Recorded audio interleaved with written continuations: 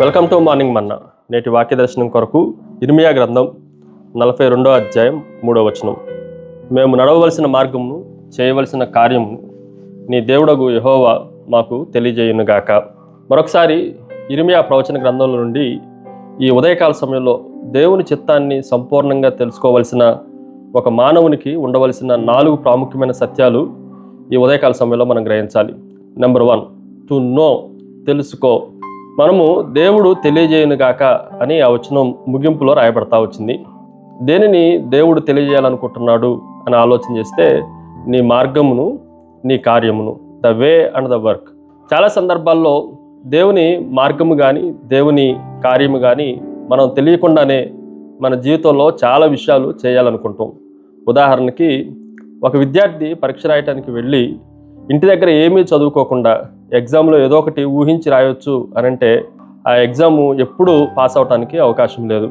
అలాగే దేవుని చిత్తం ఏమిటో అది దేవుని వాక్యం నుండి కానీ ప్రార్థన నుండి కానీ మనము తెలుసుకోకుండా జీవిత పాఠాలు మనము రాయొచ్చు, వాటిల్లో పాస్ అవ్వచ్చు అనుకొనటం అవివేకం. కాబట్టి తెలుసుకొనటం అనేది చాలా ప్రాముఖ్యమైనది. రెండో విషయాన్ని మీకు జ్ఞాపకం చేస్తాను. ఇట్ ఈజ్ ఎ నీలింగ్, మోకరిల్లటం. దేవుని వాక్యాన్ని జాగ్రత్తగా పరిశీలన చేస్తే మనము ఎప్పుడు ఈ విషయాలన్నింటినీ గ్రహిస్తాము అని ఆలోచన చేస్తే కేవలము దేవుని ఎదుట మనము మోకరిల్లి ప్రార్థించినప్పుడు. 42వ అధ్యాయంలో ప్రజలందరూ ఇర్మియా దగ్గరికి వచ్చారు, కానీ ప్రజలు మాత్రం వచ్చారు కానీ వారి హృదయాలు ఎక్కడా వంగలేదు. వారి మనస్తత్వము ఎప్పుడు బెండైనట్లుగా కనిపించట్లేదు. చాలా సందర్భాల్లో మనం కూడా దేవుని ఎదుటికి వస్తాము, కానీ మన మనసుకి మనం చేసే కార్యాలకి చాలా వ్యత్యాసం ఉంటుంది.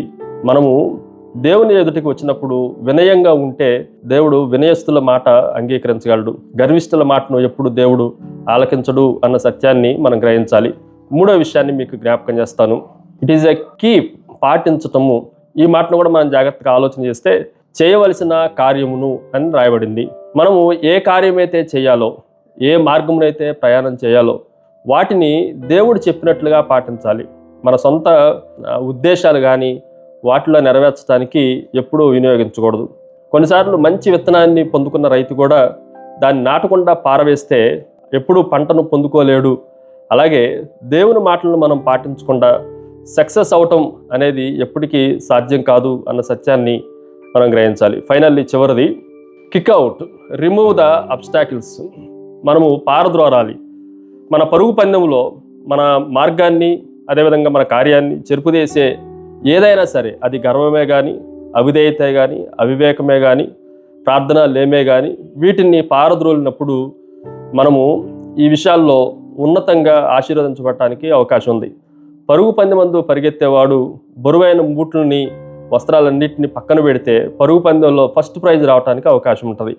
మనం కూడా పాడైపోకుండా పరుగు పందెంలో గమ్యాన్ని చేరాలి అనంటే ఏదైతే మనల్ని క్రిందకు తొంగివేస్తున్నాయో వాటిలన్నింటినీ కిక్అవుట్ చేసే పరిస్థితుల్ని మనం నేర్చుకోవాలి. ప్రార్థన. సకల ఆశీర్వాదములకు కారణభూతులకు తండ్రి, మరొకసారి వినయమసుస్కులమై మీరు ఇచ్చిన మాటలను మేము పాటించి దేవా గమ్యములో మేము ఉత్తీర్ణత పొందటానికి సహాయం చేయమని యేసు నామమున అడిగి వేడుకొంచున్నాం తండ్రి.